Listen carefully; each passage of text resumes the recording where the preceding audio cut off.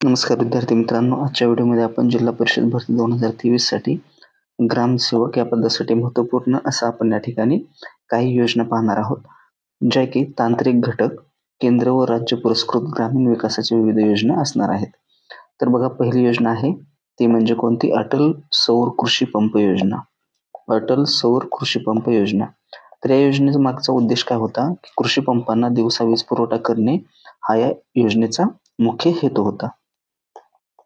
राज्य शासनाची पारंपरिक पद्धतीने कृषी पंप जोडणीसाठी लागणाऱ्या खर्चात व राज्य शासनाद्वारे सबसिडी पोटी येणाऱ्या अनुदानात बचत करण्याचे या ठिकाणी उद्दिष्ट आहे.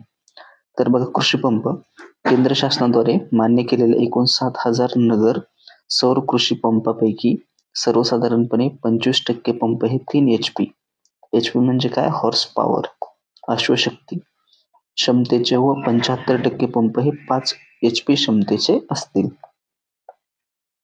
यामध्ये पात्र लाभार्थी जे आहेत तर 3 HP व 5 HP पंपाच्या एकूण उद्दिष्टांच्या केंद्र शासनाच्या मंजुरीच्या अटीनंतर लाभार्थ्यांना खालीलप्रमाणे कृषी पंपाचे वाटप करण्यात येईल. तर या ठिकाणी वाटप दिलेले आहे. तर लाभार्थी आणि वाटप टक्केवारी उद्दिष्ट. तर अनुसूचित जातीसाठी 13.5%, अनुसूचित जमातीसाठी 9%, सर्वसाधारण वर्गाच्या लाभार्थ्यांकरिता 77.5%. वरील उद्दिष्टांचे जिल्हानिहाय वाटपाचे अधिकार हे कोणाला असतील? राज्यस्तरीय सुकाणू समितीस. यानंतरची पुढची योजना आहे ती म्हणजे मुख्यमंत्री सौर कृषी पंप योजना. सुरुवात कधी करण्यात आली? तर 2018-19 मध्ये. उद्देश काय आहे? तर कृषी पंपांना दिवसा वीज पुरवठा व्हावा आणि प्रदूषण कमी करण्यासाठी डिझेल पंपांना पर्याय उपलब्ध व्हावा या उद्देशाने मुख्यमंत्री सौर कृषी पंप योजना सुरू करण्यात आली.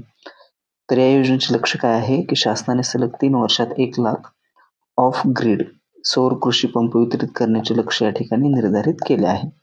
अंमलबजावणी: विद्युतीकरण न झालेल्या दुर्गम किंवा आदिवासी भागातील शेतकरी किंवा ज्या भागाचे महावितरणने विद्युतीकरण केलेले नाही अशा भागातील शेतकऱ्यांकरिता ही योजना राबवली जात आहे.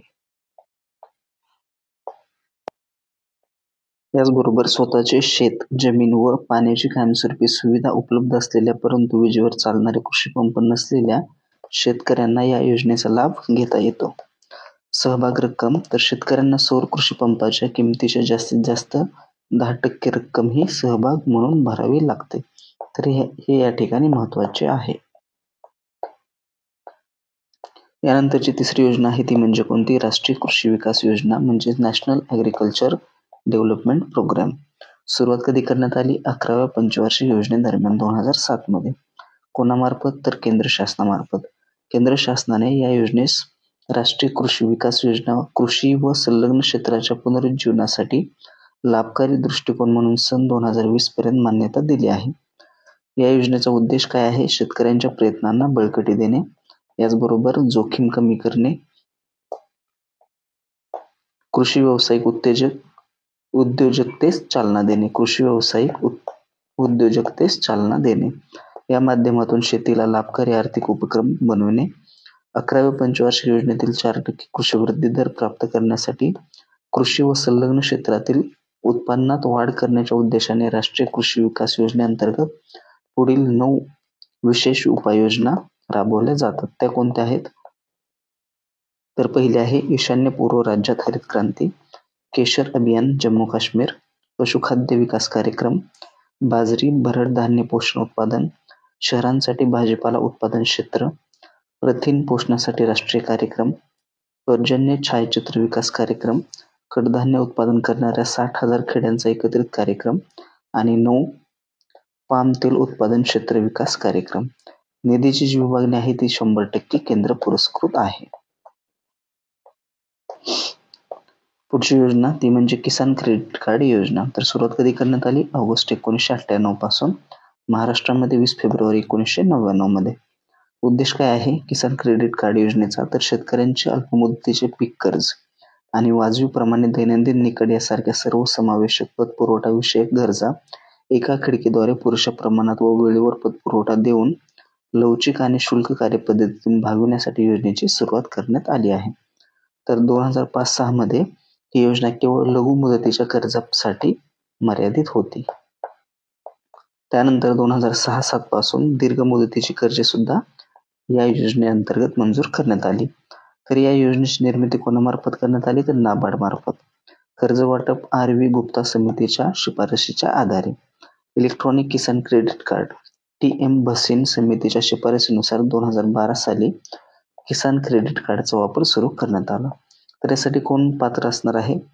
तर पात्रता आहे शेतकरी, शेतकऱ्यांचे स्वयंसहायता गट, कुळ शेतकरी आणि बागायतदार.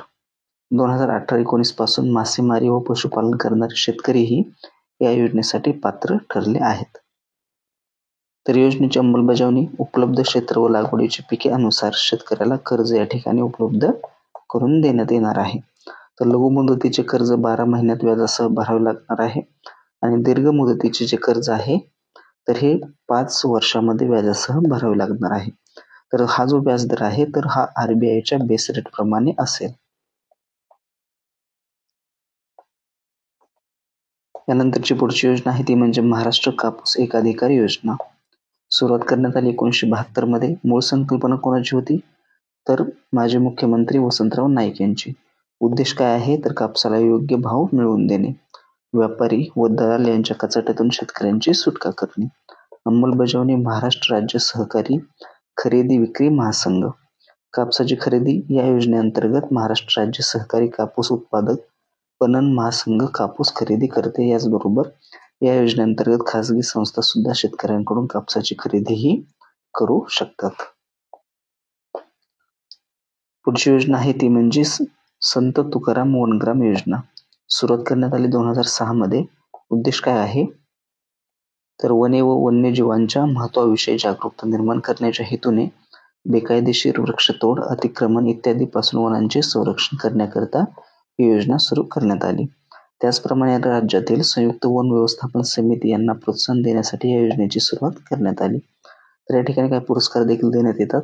जिल्हा व राज्य स्तरावर सर्वोत्कृष्ट काम करणाऱ्या 3 समित्यांना तसेच औरंगाबाद, मराठवाडा विभागातील एका समितीला या योजनेअंतर्गत संयुक्त वन व्यवस्थापन समिती पुरस्कार देण्यात येतो. त्यानंतरची पुढची योजना आहे महात्मा गांधी राष्ट्रीय ग्रामीण रोजगार हमी योजनेअंतर्गत फळबाग लागवड योजना. तर ही जी योजना आहे तर ही 100% केंद्र पुरस्कृत योजना आहे. महाराष्ट्रात सन 1990 पासून रोजगार हमी योजनेशी निगडीत फळबाग लागवड योजना राबविण्यात आली. उद्देश काय आहे? तर रोजगार हमी जॉब कार्ड धारक शेतकऱ्यांच्या उत्पन्नात वाढ करणे आणि रोजगार निर्मिती करणे. लागवड या योजनेअंतर्गत शेतकऱ्यांच्या स्वतःच्या लागवड योग्य किंवा पडीत शेत जमिनी 2 हेक्टर क्षेत्रात फळबाग लागवड करण्याकरता येते. लाभार्थ्यांची निवड ही कोणामार्फत केली जाते? तर ग्रामसभेमार्फत. मजूर म्हणून रोजगार हमी जॉब कार्ड धारक व्यक्तीची नेमणूक करणे हे या योजनेअंतर्गत अनिवार्य करण्यात आले आहे. फळबाग लागवडीकरता आवश्यक प्रशिक्षण या योजनेअंतर्गत दिले जाते. लाभार्थी जे आहेत ते कोण आहेत? तर जॉब कार्ड धारण करणारे अल्प व अत्यल्प भूधारक शेतकरी आणि अनुसूचित जाती जमातीचे शेतकरी हे या ठिकाणी लाभार्थी असणार आहेत. पुढची योजना आहे ती म्हणजे भाऊसाहेब फुंडकर फळबाग लागवड योजना. सुरुवात करण्यात आली 20 जून 2018 मध्ये. अंमलबजावणी ही 2018-19च्या खरीप हंगामापासून राज्यात राबविण्यात येत आहे. लाभार्थी कोण आहेत? महात्मा गांधी राष्ट्रीय ग्रामीण रोजगार हमी योजना अंतर्गत नोंदणी नसल्याने महात्मा गांधी राष्ट्रीय ग्रामीण रोजगार हमी योजनेअंतर्गत फळबाग लागवड योजनेतील अलाभार्थी शेतकऱ्यांची 100% अनुदानाची ही योजना आहे. उद्देश काय आहे? तर केंद्र शासनाने सन 2021 पर्यंत शेतकऱ्यांचे उत्पन्न दुप्पट करण्याचे या योजनेद्वारे निश्चित केले आहे. यानंतरचा पुढचा उद्देश तो म्हणजे या उद्दिष्टपूर्तीसाठी शेतकऱ्यांच्या उत्पन्नात वाढ करणे, युवा शेतकऱ्यांसाठी रोजगार निर्मिती करणे, पीक पद्धतीत बदल करणे, उत्पन्नाचा शाश्वत स्रोत निर्माण करणे, कृषी प्रक्रिया उद्योगांसाठी कच्च्या मालाची उपलब्धता वाढविणे. या योजनेअंतर्गत एकूण 16 बहुवार्षिक फळपिके कलमांच्या व रोपांच्या लागवडीचा समावेश करणे.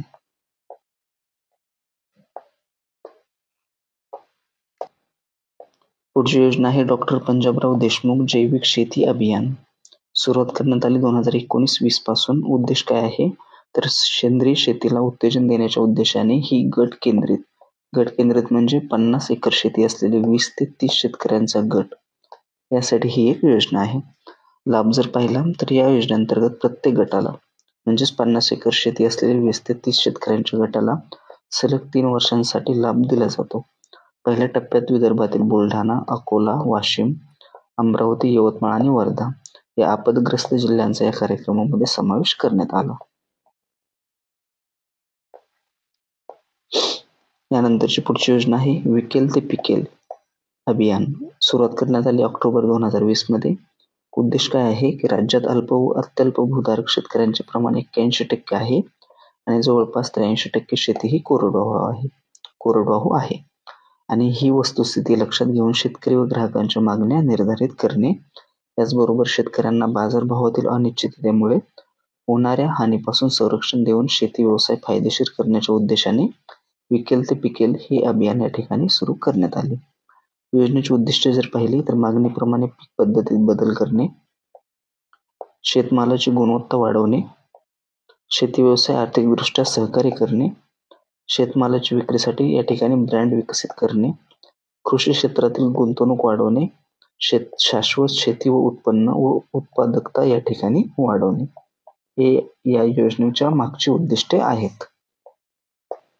यानंतरची पुढची योजना आहे ती म्हणजे पुण्यश्लोक अहिल्यादेवी होळकर रोपवाटिका योजना. तर राज्यात राष्ट्रीय कृषी विकास योजनेअंतर्गत पुण्यश्लोक अहिल्यादेवी होळकर रोपवाटिका योजना सन 2020-21 पासून 2 वर्षाकरिता राबवण्यात येत आहे. योजनेचे उद्दिष्ट काय आहे? भाजीपाला पिकाचे नियंत्रित वातावरणामध्ये तयार केलेली कीडमुक्त व रसायनमुक्त रोपे उपलब्ध करून देणे, स्थानिक शेतकऱ्यांना शेतीपूरक व्यवसायातून उत्पन्न मिळवून देणे, पीक पद्धतीत बदल व नवीन तंत्रज्ञानाचा अंगीकार करणे, उत्तम दर्जाच्या भाजीपाल्याच्या उत्पन्नात निर्यातीत व शेतकऱ्यांच्या उत्पन्नामध्ये वाढ करणे. तर लाभार्थी कोण असणार आहेत? तर किमान 0.40 हेक्टर जमीन व रोपवाटिका उभारण्यासाठी पाण्याचा कायमस्वरूपी स्रोत असलेले शेतकरी सदर योजनेअंतर्गत पात्र आहेत. या योजनेअंतर्गत मिळणारे लाभ: पॉलिटनेल, शेडनेट, प्लास्टिक क्रेट, नॅप्सन फवारणी यंत्र इत्यादी प्राथमिक सुविधा 3 ते 5 दिवसांचे तांत्रिक प्रशिक्षण या योजनेअंतर्गत दिले जाणार आहे. अर्थसहाय्य: योजनेची अंमलबजावणी राष्ट्रीय फलोत्पादन अभियानाच्या निकषाप्रमाणे केली जाणार असून प्रकल्प किमतीच्या 60% आणि 40% अशा 2 टप्प्यात अर्थसहाय्य या ठिकाणी दिले जाणार आहे. यानंतरची पुढची योजना ती म्हणजे राष्ट्रीय गोकुळ अभियान. भारत सरकारने खालील उद्दिष्टांसह राष्ट्रीय गोकुळ अभियान सुरू केले आहे. तर ही जी योजना आहे तर ही केंद्र सरकारची योजना आहे. देशी जातींचा विकास आणि संवर्धन करणे, रोगमुक्त उच्च अनुवंशिक गुणवत्ता असणारी गायी व म्हशींची संख्या वाढवून दुधाचे उत्पादन व उत्पादकता वाढविणे आणि रोगाचा प्रसार आटोक्यात आणणे. नैसर्गिक सेवेसाठी रोगमुक्त उच्च अनुवांशिक गुणवत्तायुक्त वळूंचे या ठिकाणी वितरण केले जाते. तर शेतकऱ्यांच्या दारात दर्जेदार कृत्रिम रेतन सेवेची व्यवस्था करणे. राष्ट्रीय गोकुळ अभियानांतर्गत महाराष्ट्रातील पुढील 4 आकांक्षित जिल्ह्यांमध्ये कृषी कल्याण अभियान राबविण्यात येणार आहे आणि ते 4 जिल्हे कोणते? गडचिरोली, वाशिम, उस्मानाबाद आणि नंदुरबार. यानंतरची पुढची महत्त्वाची योजना ती म्हणजे महात्मा गांधी रोजगार हमी योजना. तर हा जो कायदा आहे तर हा 7 सप्टेंबर 2005 रोजी नरेगा कायदा संसदेमध्ये संमत करण्यात आला आणि या कायद्याची अंमलबजावणी 2 फेब्रुवारी 2006 पासून करण्यात आली. तर त्यानंतर मनरेगा नामकरण कधी करण्यात आले तर 2 ऑक्टोबर 2009 रोजी महात्मा गांधी जयंतीच्या दिवशी नरेगाचे नाव बदलून महात्मा गांधी राष्ट्रीय ग्रामीण रोजगार हमी योजना करण्यात आली, म्हणजेच काय मनरेगा. तर या योजनेची सुरुवात कधी करण्यात आली तर माजी पंतप्रधान डॉक्टर मनमोहन सिंग यांच्या हस्ते आंध्र प्रदेशमधील अनंतपूर जिल्ह्यातील बंदापाली गावातून या योजनेची सुरुवात करण्यात आली आणि महाराष्ट्रामध्ये योजनेची सुरुवात छत्रपती संभाजीनगर म्हणजेच औरंगाबाद येथील पाल फुलंकी या गावापासून. सुरुवातीला किती जिल्ह्यात ही योजना सुरू करण्यात आली तर 200 जिल्ह्यामध्ये योजना सुरू करण्यात आली. 27 राज्यातील 200 जिल्ह्यामध्ये. सर्वाधिक कोणत्या राज्यातील जिल्हे आहेत तर ते राज्य आहे बिहार, 23 जिल्हे आणि गोवा राज्यातील या ठिकाणी एकाही जिल्ह्याचा समावेश करण्यात आलेला नव्हता. संपूर्ण देशभरात ही योजना केव्हा लागू करण्यात आली? 1 एप्रिल 2008 पासून. ही योजना कोणत्या मंत्रालयाच्या अंतर्गत कार्य करते तर ग्रामीण विकास मंत्रालय. मनरेगा योजनेचा प्राथमिक उद्देश काय आहे? तर ग्रामीण कुटुंबांना किमान उदरनिर्वाहाची सुरक्षितता पुरविणे, ग्रामीण भागातील अकुशल सर्व कामगारांना रोजगार पुरविणे, ग्रामीण भागात कुटुंबातील एका सदस्यास 100 दिवसांचा रोजगार उपलब्ध करून देण्यात येणार आहे. मनरेगा योजनेअंतर्गत 5 किलोमीटरच्या आत काम देणे अपेक्षित असते. जर कामाचे अंतर 5 किलोमीटरपेक्षा जास्त असेल तर 10% या ठिकाणी अधिक मजुरी दिली जाते. नाव नोंदवल्यानंतर 15 दिवसाच्या आत हातामध्ये काम उपलब्ध करून देण्यात येते. जर 15 दिवसाच्या आत रोजगार मिळाला नाही तर बेरोजगार भत्ता दिला जातो. राज्य सरकार प्रतिदिन बेरोजगारी भत्ता पहिल्या 30 दिवसांसाठी बेरोजगारी भत्ता मजुरीच्या 25% आणि पुढील दिवसासाठी बेरोजगारीचा भत्ता मजुरीच्या 50% दिला जातो. मजुरीचे दर जर पाहिले तर सर्वाधिक दर कोणत्या राज्यामध्ये आहे तर हरियाणा राज्यामध्ये 332 रुपये आणि महाराष्ट्रामध्ये हा दर आहे 256 रुपये. महिलांसाठी सर्वाधिक अनुकूल योजना आहे कारण एकूण कामगारांच्या किमान एक तृतीयांश कामगार महिला असाव्यात असे या योजनेमध्ये नमूद करण्यात आले आहे. कामाच्या ठिकाणी बालसंगोपनाची सुविधा देखील या योजनेद्वारे उपलब्ध करून दिली जाते. अर्जदाराच्या रहिवासापासून 5 किलोमीटर अंतराच्या आत या योजनेद्वारे कामाची उपलब्धता करून दिली जाते. रोजगाराचा दर हा कोणत्या कायद्यानुसार ठरवला जातो? Minimum wedges act 1948. समान वेतन इक्वल रिम्युनरेशन ऍक्ट 1976 अंतर्गत स्त्री पुरुषांना समान रोजगार या ठिकाणी दिला जातो.